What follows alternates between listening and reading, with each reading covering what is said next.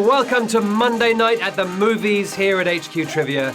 I'm Beric Livingstone, and today we sadly lost Stan Lee, the creator of the Marvel Universe, arguably the first set of superheroes with genuine personalities. And we also lost Douglas Rain, who was the voice of Hal in 2001, two greats to celebrate who left a legacy of amazing work.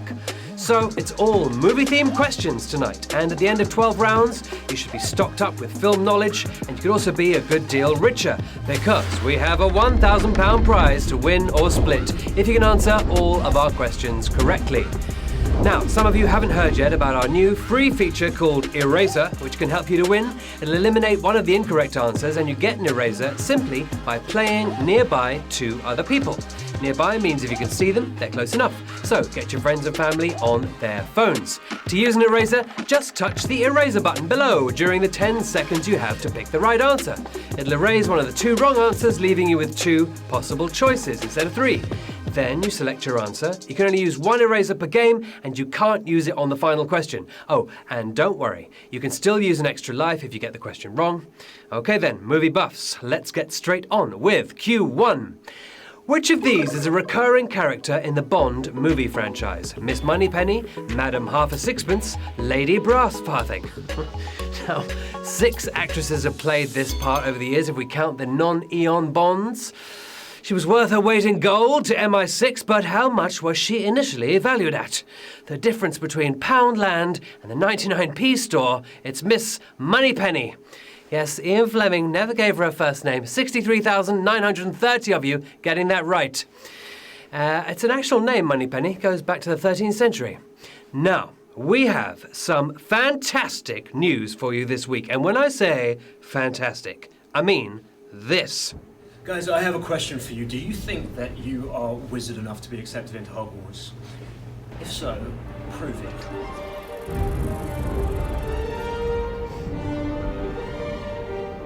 On Thursday at 9, we have a special Harry Potter edition of HQ Trivia, and what's more, I'll be taking one lucky winner and 10 of their friends to see the new Fantastic Beasts movie.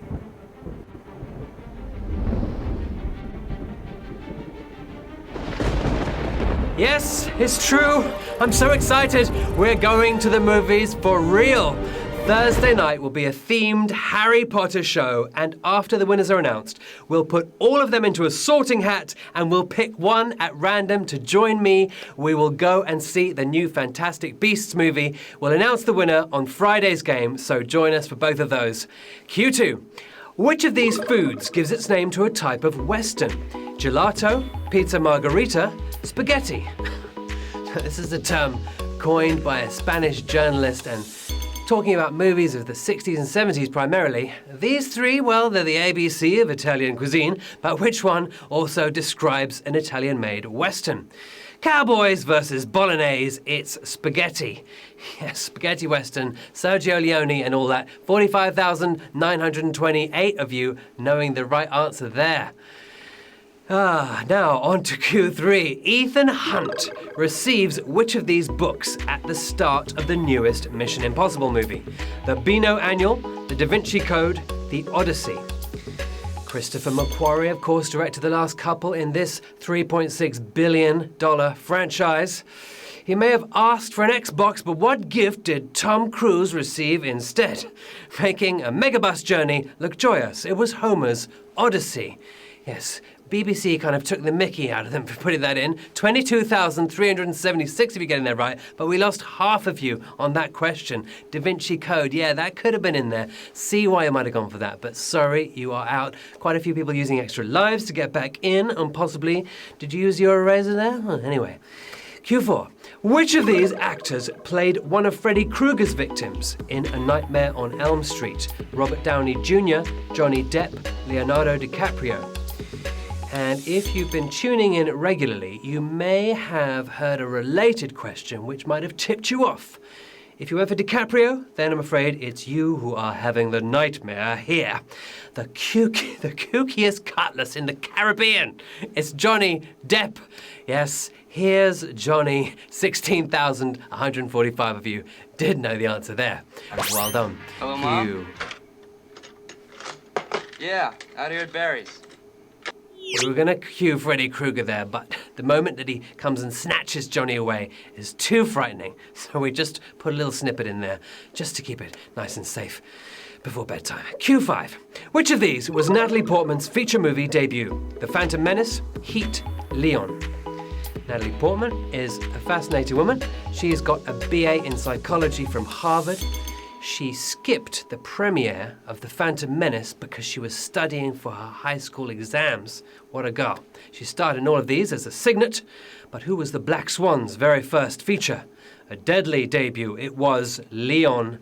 Yes, and the professionals amongst you knew that. 11,234. Portman went from orphan neighbour to assassin's apprentice. Not bad for a 12-year-old. What exactly do you do for a living? Cleaner. You mean you're a hitman? There she is, quite a debut. Q6. Which of these actors was born in the US? Bruce Willis, Ryan Gosling, John Travolta. Quite a few actors you'd think were born in the US weren't, like Keanu, who was born in Beirut, Christian Bale, Pembrokeshire. But who is the Yankee Doodle amongst these dandies? Well, he's the all-American action hero, but Willis was born in West Germany. And Ryan Gosling is in fact of the Canadian background. However, getting sick on a Saturday night, it's John Travolta. Yes, John Travolta. Like Grease Lightning, you answered there, 4,460 of you, but it's the first savage question of the day. Yes. How many of you went out there? 7,799 eliminated. Well, he may claim to be from outer space, but Travolta was actually born in New Jersey. Also, coming up this week, we have The One. Yes, on Sunday night, we will do it again. The big game will keep going until we have just one winner who will take home all of that £5,000 prize. Join Queen Shazza for that. And meanwhile, hello to Emily, Matthew and Adam. Good luck to all of you. Onwards to Q7. Which 90s cartoon series is being developed into a live-action movie scheduled for a 2020 release? The Powerpuff Girls, Beavis and Butthead, Rugrats. Spare us. Spare us anything more like the Woody Woodpecker movie, with deforestation as its theme. Well, on the other hand, we've had our fingers crossed for years, but even Emma Stone doesn't have the eyes for a Powerpuff Girl. It is Rugrats. Rugrats is coming your way. 2,447 of you getting it right. Lost just over half of you there. Tommy and the gang, yes, they'll be crawling onto our tellies as well because the series is getting a reboot too. Fantastic news all around. Q8. Which of these movies was adapted from a short story? Arrival, Lucy, Her. Adapted from a short story, and the screenplay, in fact, was Oscar and BAFTA nominated. And the writer of that also worked on the 2010 Nightmare on Elm Street. Just a little relational factoid there. These are 3 superb sci-fi films, but which was adapted from a tale of Ted Chiang's? As much fun as the journey, it's Arrival.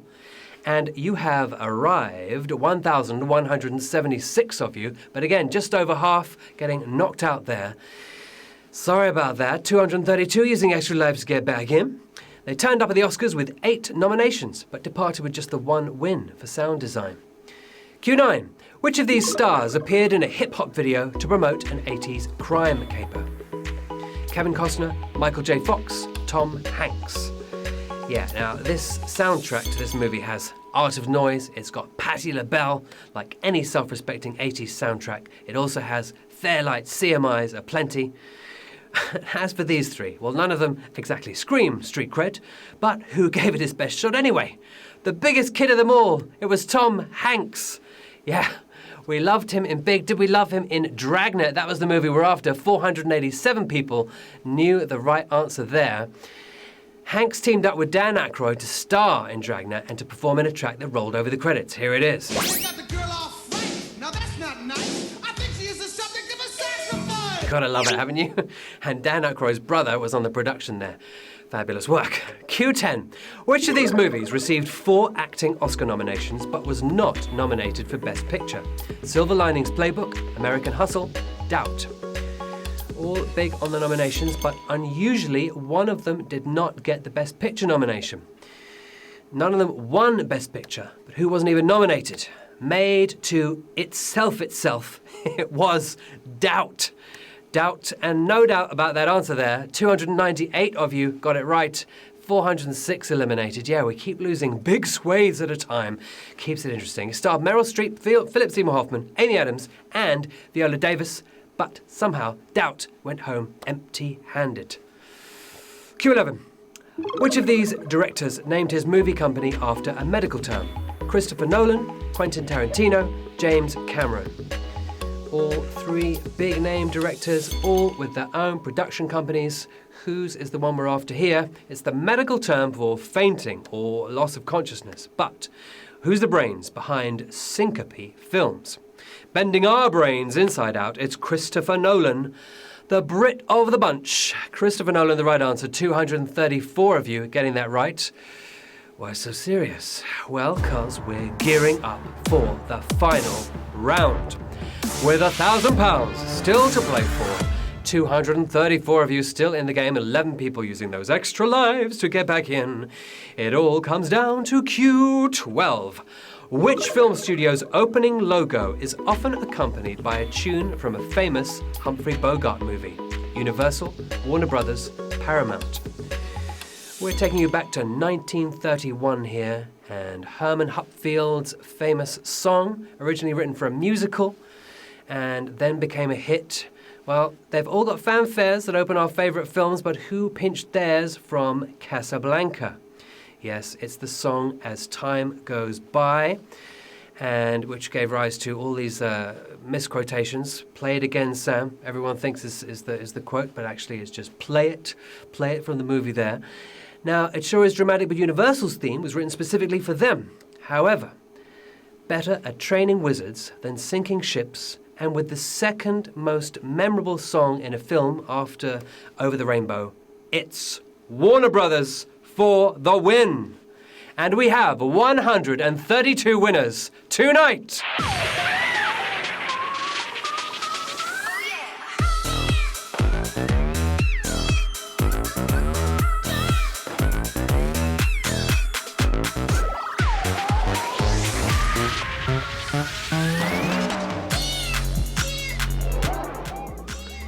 Well done to you 132. As time went by, you kept stepping up to the plate and beat our 12-question trivia challenge. Not easy, those movie cues took in a whole range of different things. We had horror, we had westerns, we had Oscar information, and for your fantastic victories, you've got £7.58 or £7.57. Evil Neuro, Inverness and something or other, Molly Dell. Well, Wesley is great. Wesley is great. He certainly is today. A man with a moustache. To all of you, well done. Beautiful work, everyone. Thank you for joining us and being part of the HQ community. I'm Beric Livingstone. That's my ats. Find me, tweet me, say hello. If you want to shout or just want to tell me how you did, it's always good to hear from you. Thursday, of course, is theme night. It is the Harry Potter special with our competition. One of the winners and 10 of their friends will join me at the movies for the Fantastic Beasts film. Before that, we're back tomorrow. The next show is at 3 p.m. Play from school, play from college, play from work. Another £1,000 will be up for grabs. Hope you can join us then. Meanwhile, from me, good night.